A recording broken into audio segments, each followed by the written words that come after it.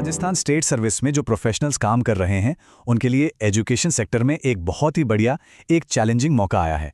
ये मौका दिया है उदयपुर के Rajasthan state council of educational research and training यानी कि RSCERT ने। आज हम इसी सर्कुलर की हर छोटी बड़ी बात को एकदम आसान भाषा में समझेंगे। तो ये है वो ऑफिशियल अनाउंसमेंट जिसने प्रोफेशनल्स के बीच एक कह सकते हैं हलचल मचा दी है।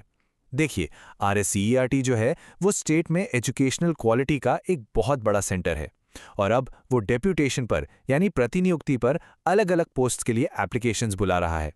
तो चलिए इस पूरे प्रोसेस को आसान बनाते हैं और एक एक करके हर जरूरी डिटेल को समझते हैं। ठीक है, तो हम इसे 5 हिस्सों में देखेंगे।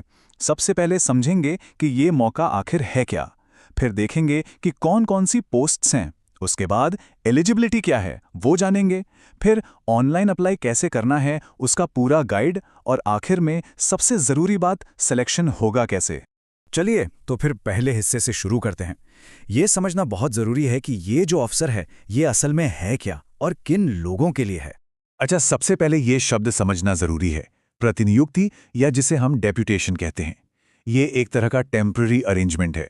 इसमें होता यह है कि राजस्थान स्टेट सर्विस के किसी मौजूदा कर्मचारी को उनके ओरिजिनल डिपार्टमेंट से कुछ वक्त के लिए RSCERT में काम करने के लिए भेजा जाता है। तो ये सिर्फ एक जॉब चेंज नहीं है, बल्कि ये स्टेट की एजुकेशन पॉलिसी और रिसर्च में सीधे सीधे अपना योगदान देने का एक बहुत ही शानदार मौका है। अब बात करते हैं उन पोस्ट्स की जो इस मौके के तहत अवेलेबल हैं। चलिए देखते हैं। तो जैसा कि यहाँ दिख रहा है, पोस्ट्स को मोटे तौर पर 2 कैटेगरीज में बांटा गया है। एक तरफ है अकादमिक पद जैसे प्रोफेसर वगैरह, और दूसरी तरफ है गैर अकादमिक पद जिसमें एडमिनिस्ट्रेटिव और सपोर्टिंग रोल्स शामिल हैं, और दोनों ही तरफ काफ़ी अच्छे अवसर हैं। यहाँ कुछ एग्जाम्पल्स हैं। अकेडमिक पोस्ट में एसोसिएट प्रोफेसर की पोस्ट L16 पे लेवल पर है, जो कि एक काफ़ी सीनियर रोल है। वहीं नॉन अकेडमिक कैटेगरी में लाइब्रेरियन से लेकर क्लास 4 एम्प्लॉय तक के पद हैं, जो L12 से लेकर L01 तक के पे लेवल पर हैं। इससे पता चलता है कि यहाँ मौक़ों में काफ़ी वैरायटी है। चलिए अब आते हैं सबसे ज़रूरी हिस्से पर, एलिजिबिलिटी। अप्लाई करने से पहले ये पक्का कर लेना बहुत ज़रूरी है कि उम्मीदवार सारे क्राइटेरिया पूरे करते हों।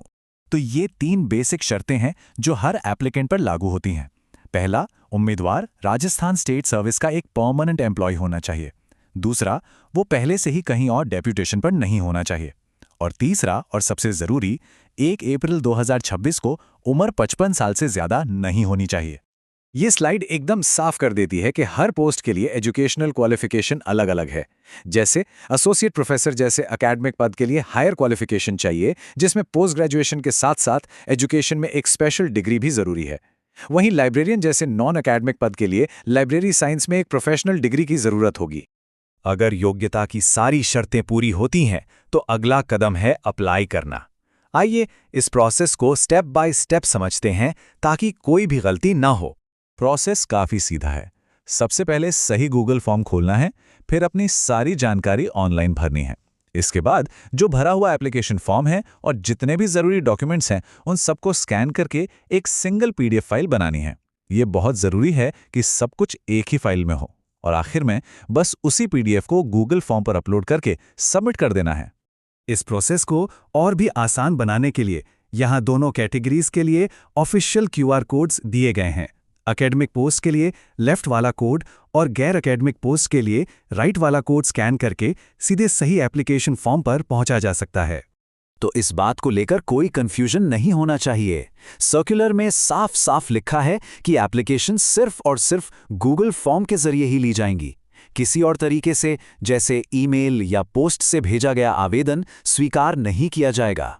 एप्लीकेशन प्रोसेस के बाद आता है आखिरी और सबसे दिलचस्प हिस्सा, सिलेक्शन प्रोसेस। यह समझना जरूरी है कि एप्लीकेंट्स का मूल्यांकन यानी इवैल्यूएशन कैसे किया जाएगा। अकादमिक पोस्ट्स के लिए सिलेक्शन प्रोसेस पूरी तरह से पॉइंट्स पर आधारित है, जिसमें ज़्यादा से ज़्यादा 60 पॉइंट्स दिए जाएंगे। यही स्कोरिंग सिस्टम सिलेक्शन का आधार बनेगा। तो ये 60 पॉइंट्स बटे कैसे हैं? ये टेबल इसे साफ करता है। कुछ पॉइंट्स एजुकेशनल क्वालिफिकेशन के हैं, जैसे सेकेंडरी के लिए 2 पॉइंट, पब्लिकेशंस और अवार्ड्स के लिए 10 पॉइंट्स तक मिल सकते हैं। 4 साल से ज़्यादा के एक्सपीरियंस के लिए 4 पॉइंट्स हैं।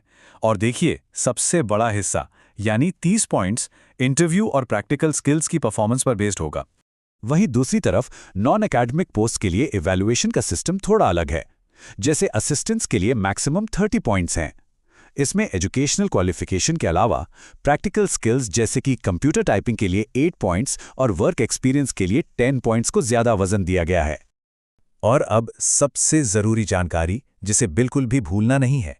एप्लीकेशन जमा करने की आखिरी तारीख और समय है 8 मई 2026 शाम 5 बजे। इस डेडलाइन के बाद कोई भी एप्लीकेशन एक्सेप्ट नहीं की जाएगी।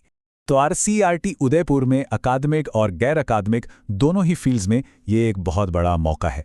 अब ये सारी जानकारी सामने है, तो किसी भी एलिजिबल कैंडिडेट के लिए सोचने वाला सवाल यही है, क्या ये उनके करियर का अगला सही कदम हो सकता है?